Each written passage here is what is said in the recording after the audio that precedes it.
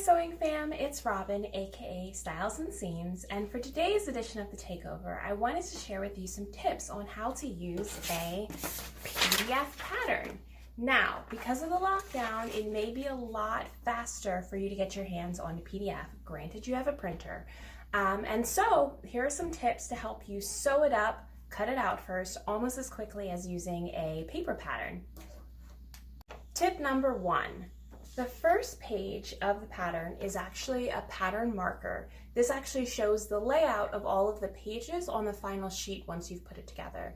You can use this pattern marker to determine which of the pages you may not need to print out and then save a little bit of paper in your job and be a little bit more sustainable.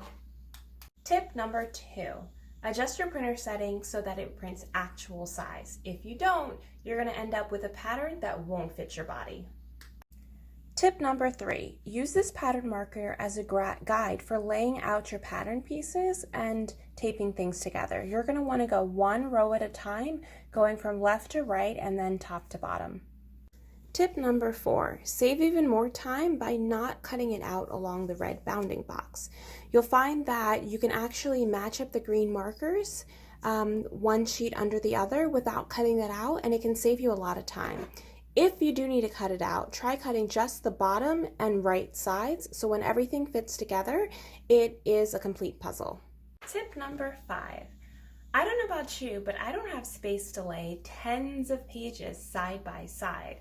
Instead, once I get a single piece all put together and ready, I cut around it with a little bit of extra so that I can minimize the size of the overall sheet.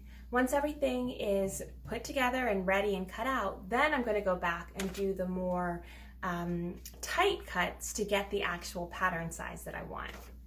Back to the paper for number 6. Once it's all cut out and ready to go and I'm ready to mark my size, I save myself a little bit of confusion by using a colored pencil to trace along this pattern size that I want to cut. That way I don't get too scissor happy and cut out the wrong size once it's time to get it all ready and put together. So those are my tips for using a PDF pattern in a little more than the time it takes you to cut and prep a printed pattern. Bye!